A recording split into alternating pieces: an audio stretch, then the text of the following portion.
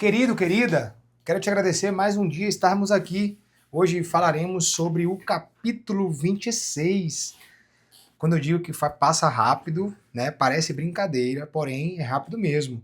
E me conta aí, tá gostando desse episódio de Provérbios? Deixa um like já, compartilha com no mínimo 3 pessoas. Vamos praticar o ID, trazer mais pessoas para se inspirar em buscar sabedoria para transformarmos a nossa geração, transformar primeiro a nossa vida, das pessoas à nossa volta, da sociedade e do mundo como um todo. Então, isso aqui não é papo utópico, não. É possível sim, porque aqui está escrito e você já viu, tá? Então, quero te agradecer porque, vou repetir, eu valorizo o teu tempo, estar aqui às 7h07 todos os dias ou assistindo gravado. Importa para mim e para você, porque no final das contas é um objetivo em comum. Buscarmos aquilo que vai mudar a nossa vida, que é a sabedoria. No capítulo 26, vamos ver sobre muitas coisas. Vai ser basicamente repetições de tudo que já falou, obviamente, mas se repete porque é um conselho que vale a pena nós aprendermos. Basicamente aqui vai ensinar que a gente não deve entrar no ciclo da tolice.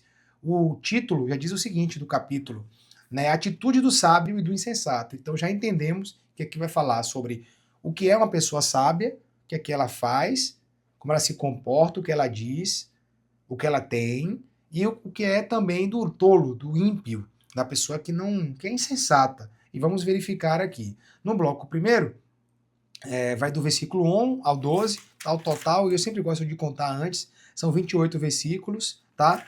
Do bloco primeiro, do 1 ao 12, diz o seguinte, versículo primeiro, como neve no verão e chuva na colheita, assim a honra não ficará bem ao insensato. Ou seja, a honra não é para o insensato, a honra é para quem é sensato. Versículo 2, como o pardal que foge sem rumo e a andorinha que escava veloz, esvoaça veloz, assim a maldição jamais cairá em quem não merece. Ou seja, tá com medo de ser amaldiçoado porque alguém falou que fez isso e aquilo contra você e que você vai pagar? O medo seu é o poder que essa pessoa precisa para que isso se cumpra, aquela maldição na sua vida. Mas aqui está dizendo, a maldição que não tem causa não vai chegar em quem não merece, não. Descansa teu coração, só se mantém justo, afinal de contas. Versículo 3. Assim como o chicote foi feito para o cavalo e o freio para o jumento, a vara da disciplina é para as costas de quem não tem juízo. E quando esse aí apanhar, vai dar ainda lição, né, para outros que estão sem juízo. Então é melhor amar essa correção, essa surra, né, essa vara, para prosperar, para crescer, para ter vida, para não ter problemas, tá? Versículo 4. Não respondas ao insensato como semelhante insensatez, para que você não se iguale a ele. Ou seja, é uma discussão, vem um insensato e começa a te afrontar. Certa feita, em um tempo político, eu vi um cara insensato chegar, por questões partidárias, chegar e desafiar um policial e começar a falar cara a cara, xingar, e você é isso, você é aquilo. Eu, na mesma hora, me coloquei no lugar do policial. Eu falei, se eu fosse ele, eu dava um murro naquele momento. Ali eu não tinha, confesso, eu não tinha essa visão que eu tenho hoje, não. Mas hoje, quando eu olho para aquele comportamento daquele policial, ele só olhava assim, ó. Ali ele mostrou autocontrole. Ali ele poderia fazer o que ele pudesse fazer pelo desafio, mas ele não fez. Naquele momento eu o critiquei, porque eu não tinha a visão que eu tenho hoje. Hoje, vendo a situação novamente passar pela minha mente, eu o aplaudo e vejo o quão forte ele é no autocontrole. Tá? Naquele momento eu não estava controlado.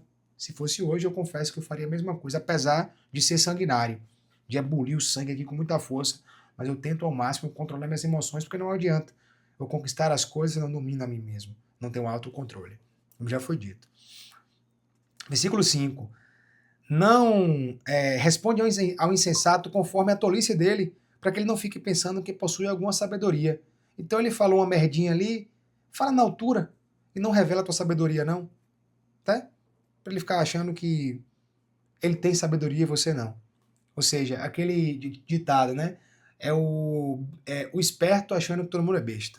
Versículo 6. A pessoa que pede a um tolo para transmitir uma mensagem se arrisca a ter muitos problemas. É como se tivesse seus pés amputados ou tomado veneno. Verifica que a pessoa é contendeira, fofoqueira, mentirosa ou mentiroso, e você confia em mandar um recado que vai mudar o rumo da tua vida ou de outra pessoa. Já sabe que tu tá como se tivesse perdido os pés ou tomado veneno. Ou seja, parou de andar ou vai morrer. Porque tu confiou numa pessoa que é insensata. Versículo 7. Como pendem inúteis as pernas do coxo, assim a palavra da sabedoria na boca de um sensato. Então não convém a sabedoria para quem é insensato. Porque o insensato não pensa antes de falar. O sábio pensa, toma conselho, espera o momento certo. Tudo isso aí, tá? Versículo 8. Como prender a pedra atiradeira é conceder honra ao tolo. Galho de espinhos na mão de um bêbado é um provérbio ao entendimento dos insensatos. Um arqueiro que fere a todos, tal é o patrão que dá emprego ao insensato e ao bêbado que passam por sua porta. Ou seja, passa longe do insensato. Tem cuidado. O insensato é aquele que se ira facilmente, que não controla as emoções, que não pensa antes de falar. Resumidamente, é o cara que não controla as emoções, não tem autocontrole.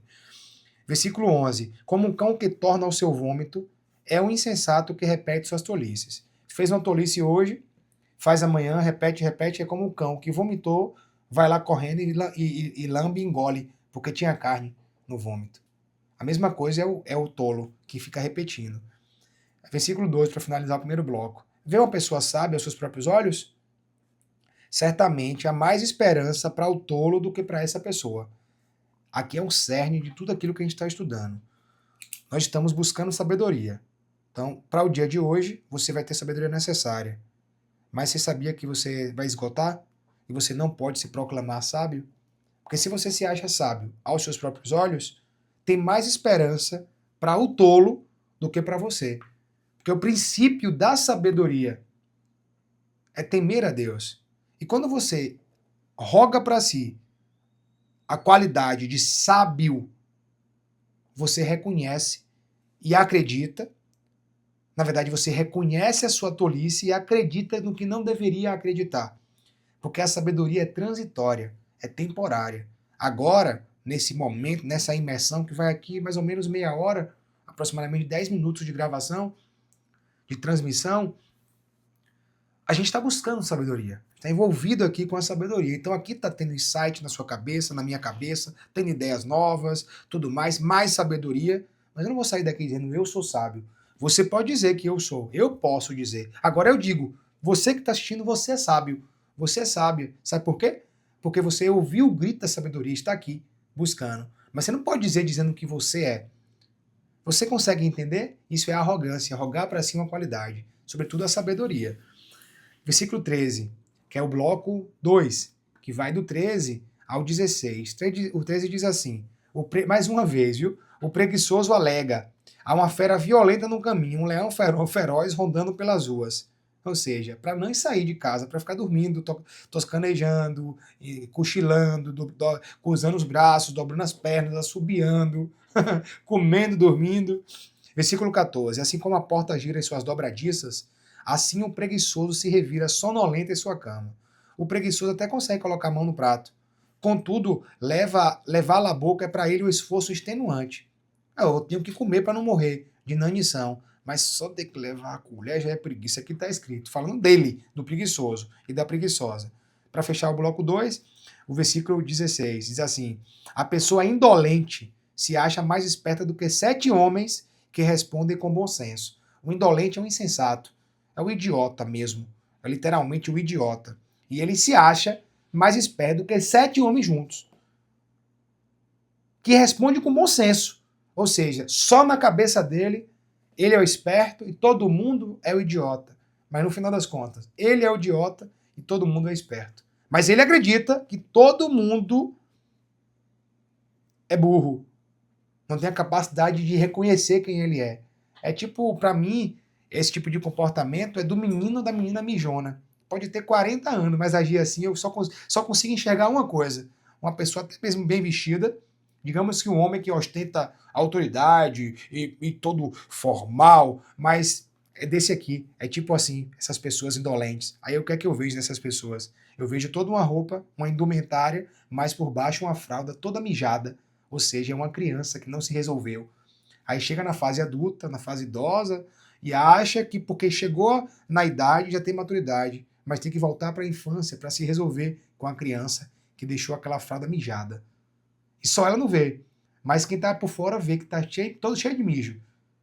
Consegue entender? Bloco 3, do versículo 17 ao 22. 17 diz assim: como alguém que decide pagar, ou desculpa, Como alguém que decide pegar um cão pelas orelhas, assim sofre aquele que se mete em discussão alheia.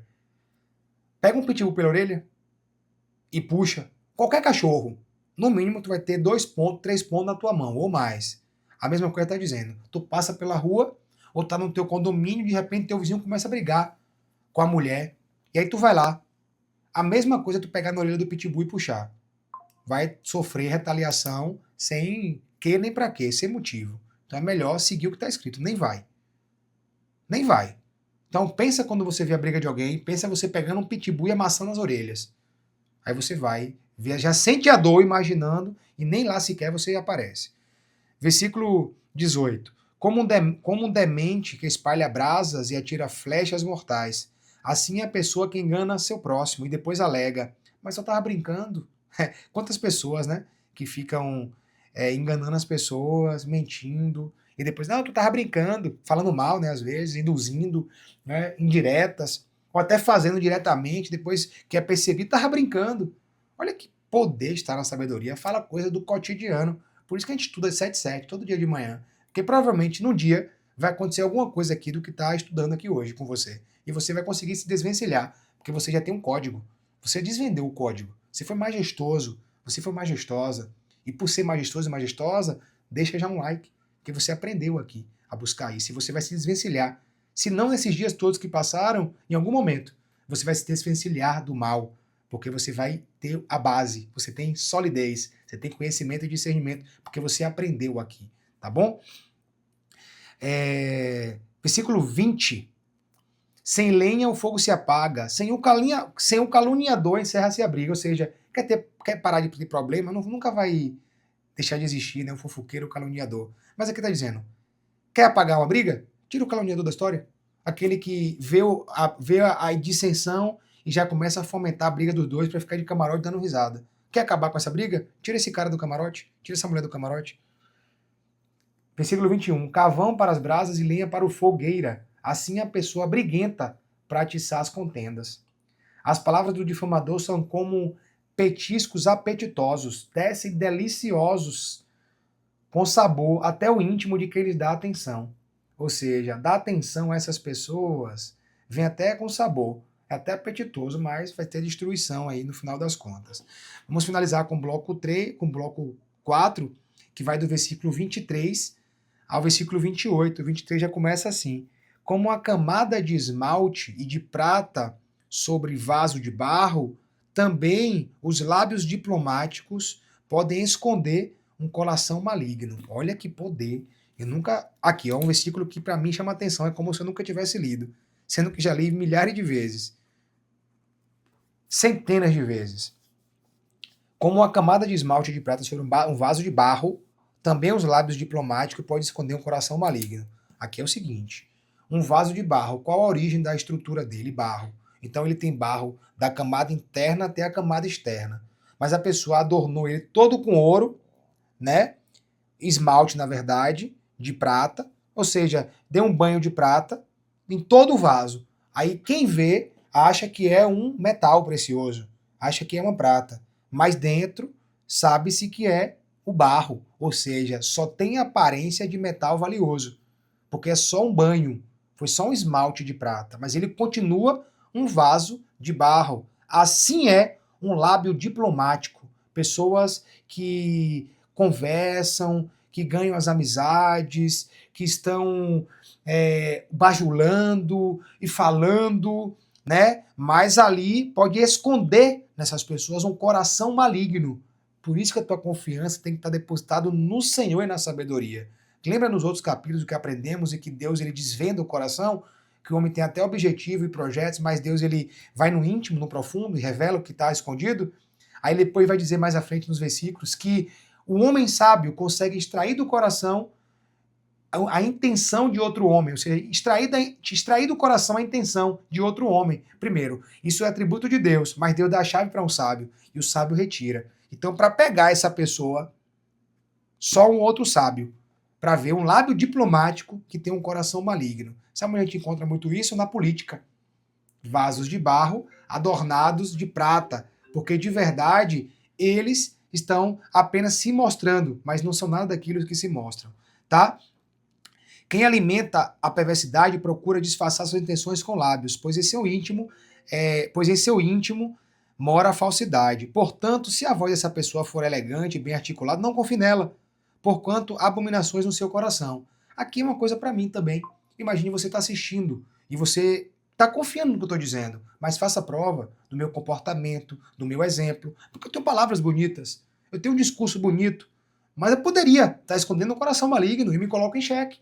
Porque você não me conhece, você não conhece meu coração, mas você pode acessar o dono do meu coração, ele te dá uma chave e você vai entender no meu íntimo qual a minha motivação. Aí me coloco em xeque. Porque eu sou homem, eu sou falho, mas eu sei que dentro de mim eu tenho aqui para transbordar coisa boa. Mas você pode fazer prova, porque aqui está escrito. Olha, ele tem uma voz bonita, tem uma dicção bonita, ele tem articulado com as palavras, mas eu posso esconder um coração maligno. Eu repito, mas quem vai decifrar isso? Deus que pesa o coração. E dá a chave a um homem, a uma mulher sábia, para retirar do coração de outro a motivação mais profunda. Versículo 26. Essa pessoa poderá fingir e camuflar o ódio, porém toda a sua malignidade será revelada em público. Ou seja, pode ter lá o político, digamos o político que mente, que engana e que vai fazer e tal, mas ele esconde um coração maldoso. Ele pode até camuflar, mas a malignidade vai vir a público. Aí versículo 27. Quem cava uma armadilha, nela acabará caindo. Quem rola uma pedra sobre os outros, acabará tropeçando. Pelo retorno da mesma pedra que havia empurrado. São as palavras que são contra pessoas que podem voltar, é uma pedra que vai, é uma trama feita, é a forca de Amã contra Mardoqueu. Você entende? Aí versículo 28 para finalizar. A língua mentirosa destina o ódio sobre aquele que infere, e a boca bajulatora provoca destruição. Quanto poder em provérbios. Eu não consigo entender como alguém não ama a sabedoria. Eu não consigo entender. Eu não consigo entender. E você às vezes pode medir. Você pode querer medir a pessoa pela sabedoria que ela tem, pelo que ela acumula. Mas já vimos várias vezes, por exemplo, que não se mede sabedoria pelo que a pessoa tem. No que está escrito. Mede pelo exemplo, pelo fruto. Então hoje finalizamos um capítulo muito poderoso. No mínimo, se essa palavra falou com você, curte, compartilha, deixa um comentário. Nós vimos algo muito poderoso no capítulo de hoje. Eu quero fechar apenas com uma pergunta. Você tem sido... Na verdade, você tem sido levado por lenhas para fogos desnecessários? Você tem alimentado dissensões desnecessárias? O que é que você tem alimentado no seu coração? O que é que você tem ouvido? Muito obrigado mais uma vez. Eu valorizo demais o seu tempo. Chegamos ao fim desse estudo poderoso e amanhã nós voltaremos para mais um estudo poderoso. Amanhã com Provérbios 27. Cola aqui, vamos até o fim, juntos com esse propósito, porque já vimos que quando agimos com disciplina e constância, no mínimo, nós teremos resultados de sucesso. É o que eu busco, é o que você busca, sem hipocrisia. E em Provérbios, já verificamos que a sabedoria nos entrega tudo o que a gente precisa. Seria uma tolice não aceitá-la. Por isso que amanhã eu te aguardo aqui. Shalom!